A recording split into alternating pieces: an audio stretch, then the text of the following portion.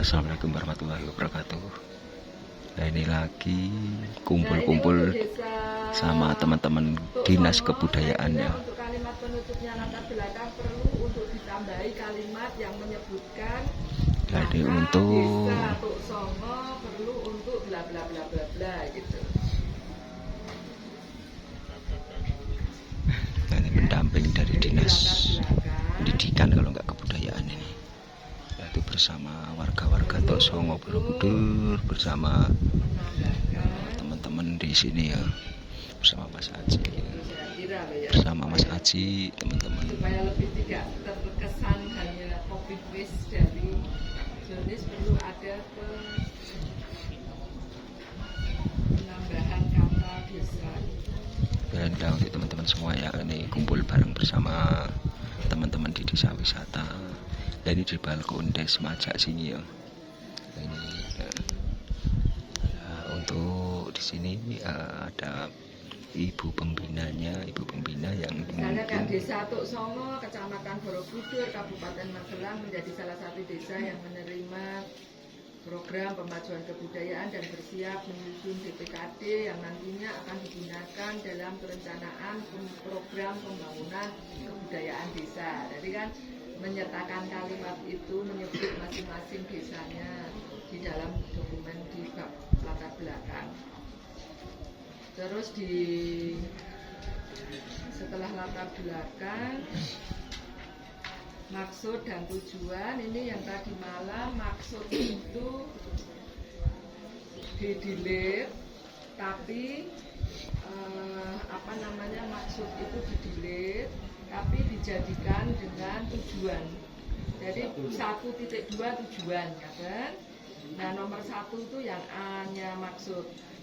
Jadi ada 2, 3, 4, 5, 6 gitu ya Pak. Paham ya? Ini jenengan nulis ya nanti, karena ini saya bawa ini nanti ya.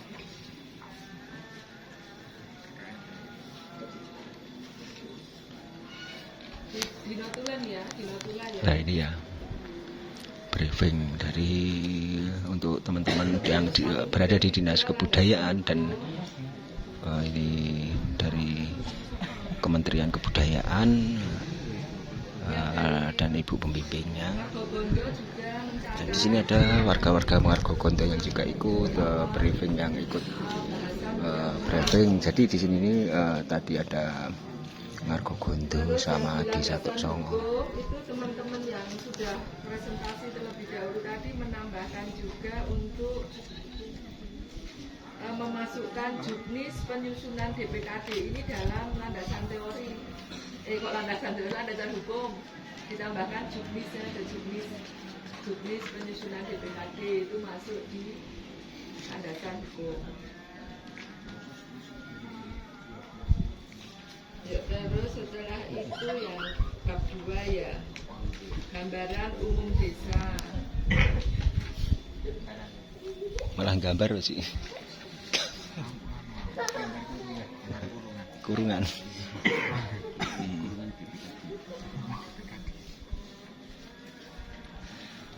Gambaran umum desa.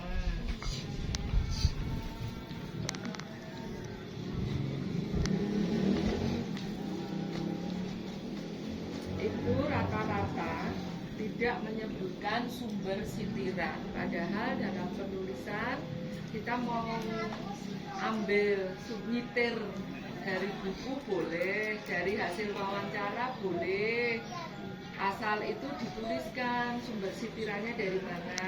Misalnya sejarah desa.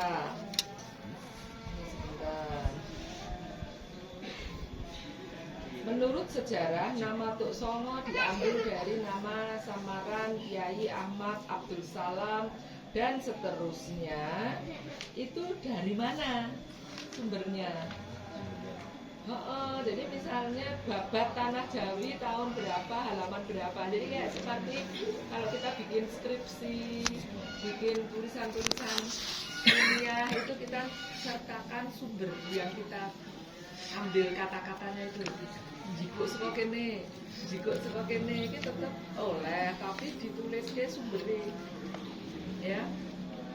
Sejarah desa kalau wawancara juga dituliskan itu sebagai wawancara misalnya menurut sesepuh desa Tok Songo berasal dari bla bla bla bla bla dalam kurung wawancara dengan Bapak Aminuddin tanggal sekian di desa Tok Songo. Jadi kuwi valid, ora sekedar ngarang gitu, valid. Kalau itu ambil dari buku, ambil dari internet pun, internet yang mana juga harus disebutkan sumbernya. Pokoknya untuk sekondin, jipuk sekondin itu disebutkan sumbernya. Ada pertanyaan? Itu semua ya, semua desa, semua sejarah desa, terus aspek geografi dan demografi, dan penggunaan tanah itu kira-kira ambilnya dari mana data itu? Monografi desa berarti disebutkan berdasarkan data monografi desa Tok Songo. Secara geografis desa Tok Songo berada di ketinggian bla bla bla bla bla. Mempunyai wilayah yang bagaimana, kasih foto. Foto yang menunjukkan itu ciri khasnya desa Tok Songo. Foto yang menunjukkan itu ciri khasnya desa Nargogondo. Itu berdasarkan selalu di setiap selesai kalimat, nah itu memang jikuk data dari monografi desa, ya sebutkan dalam kurung monografi desa tahun berapa, sumber, ya harus seperti itu semua. Terus penggunaan tanah, terus ini juga masih ambil dari monografi desa. Tok Songo berada di ketinggian bla bla bla bla bla. Nah, itu sumbernya dari mana informasi itu sebutkan. Yang tadi aspek geografi, kalau butuh dikasih peta desa ben uang kita kesasarono ben desane nek sesuk ben desane ora dok geser berubah itu terlacak. Kan kita tidak pernah tahu bumi itu berubah. Desane mangane ning gone koordinat sekian ternyata 10 tahun meneh untuk geser sithik, siapa tahu. Kemudian sertakan peta, foto peta. Nah, petanya itu diambil dari mana? Tulis sumbernya foto peta tadi. Jadi semua saya minta taat pada pengutipan sumber. Sumbernya harus disebutkan. Ojo njupuk ning orang.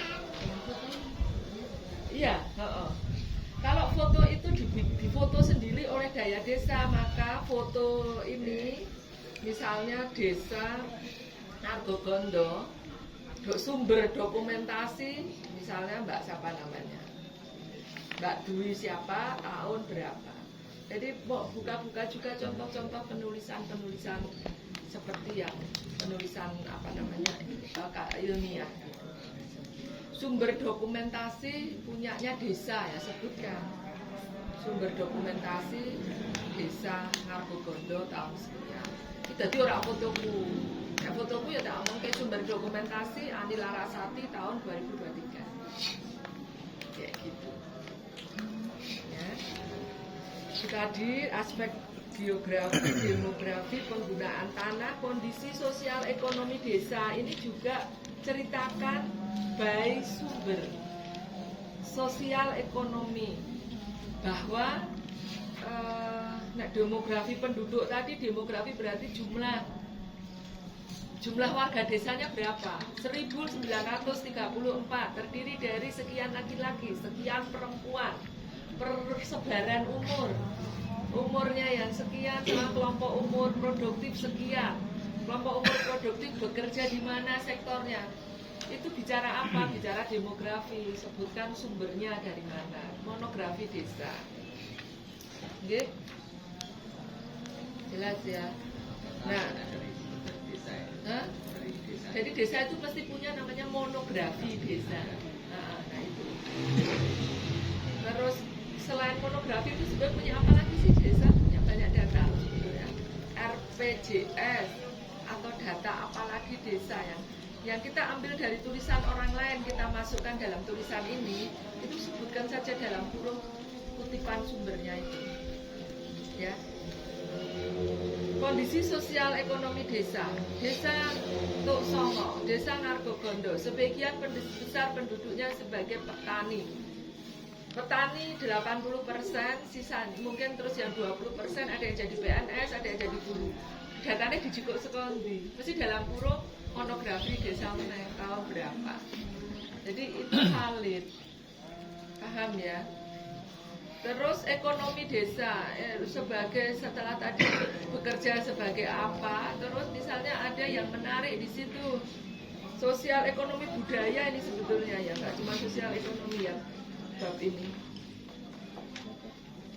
Ya kayak gitu, budaya di desa ada kegiatan apa, sambatan, ritual daur hidup mulai dari bobot, kelahiran, terus kematian sampai dengan kematian ada apa yang menonjol di situ. Guyub rukunnya apa itu di sini sosial, masalah-masalah sosial kan itu sosial budaya. Ada fotonya di sini di bab 2 itu dilengkapi. Jelas nggih? Terus bab 3 ini punya teman-teman semuanya dikasih di model apa tabel.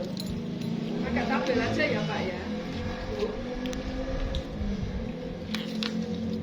Jadi modelnya begini, tabel. Ini sudah benar, hanya perlu ditabel supaya mungkin lebih gampang membacanya. Tabel ya. Foto sebaiknya ada. Jadi misalnya, jadi gini ya, 3.1 keragaman jenis OPK itu dikelompokkan berdasarkan 10 OPK yang ada. Misalnya yang pertama adalah seni. Nah, maka kotaan pertama itu menjelaskan tentang seni di desa jenengan. Itu nanti misalnya nomor, gambaran objek, OPK-nya apa, kondisi, deskripsi. Jadi misalnya di sini Griya Dahar Joglon Depis itu masuk di OPK apa?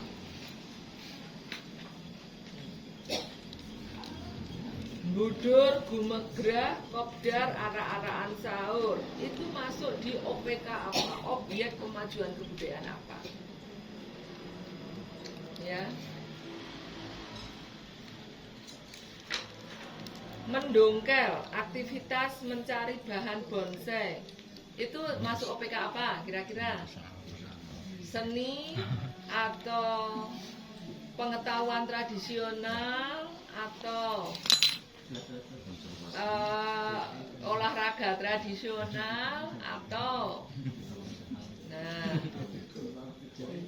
pengolahan tembakau. Nah ini dikelompokkan nggih, arem-arem makanan tradisional, bambu ukir itu dikelompokkan berdasarkan OPK-nya. 10 OPK bisa di-download, bisa dicari 10 OPK. OPK ini apa sih? Objek pemajuan kebudayaan. 10 OPK ini apa sih? Cari. Nah, habis itu potensi desamu itu berdasarkan 10 OPK. Jane iki kan wis ora perlu golek meneh. Kudune daya desa wis duwe laporan iki ning gone temu kenali. Tinggal dicemplungke. Jadilan Turangga Beksa, oh jelas kuwi seni. Terus tinggal dibikin gambaran objeknya, fotonya dicemplungke, dia objeknya apa? Jadilan Turangga Beksa tadi masuk di dalam domain seni. Terus kondisinya gimana? Nah untuk kondisi itu kita menyepakati sesuai dengan pengkondisian BPTB. Pertama punah, terus kedua terancam punah, ketiga sedang berkembang atau masih bertahan. Kata-katanya kayak gitu untuk kondisi. Terus deskripsi dimasukkan, ini yang sudah dideskripsikan. Jelas ya?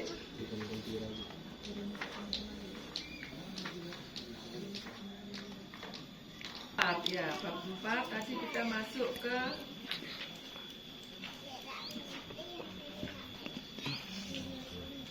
Itu tadi yang bab 3 itu kan masih ada identifikasi lembaga kebudayaan.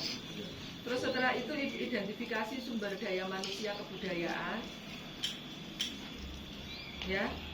Identifikasi sarana dan prasarana kebudayaan. Semua dibikin tabel. Terus semua ada fotonya. Nanti kalau kurang jelas bisa tanya sama teman-teman desa yang lain, kayak desa yang lain lagi. Dan ya biar anulah mirip gitu paling enggak cara settingnya. Terus bab 4 masuk ke apa bab 4?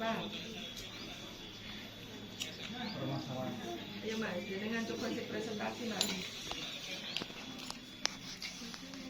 Terus masuk urung bab 4. Permasalahan kita belum masuk karena nanti mau kita kaji bareng pelaku seninya, pemerintah desa.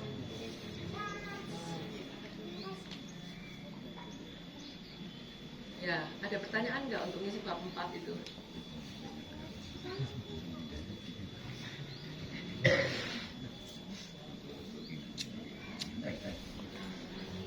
Kenapa anda ditanyakan dulu? Atau mau dicoba diisi satu gitu ya? Coba. Karena ini kan kita juga sekaligus rapat toh. Rapat kan bisa diskusi sama warganya, sama daya warganya. Oh dia saya ngerti. Ini kan sebuah potensi ini, potensinya ada berapa? Nah, potensinya ada 60 atau ada 50. Mana yang mau ditindaklanjuti? Mana yang mau diangkat? Itu bisa didiskusikan. Apa namanya kepada generasi penerus boleh. Jadi yang dikembangkan tidak harus yang masih hidup sekarang, yang sudah mati tapi dia nilai-nilainya bagus sekali. Nah, itu juga bisa.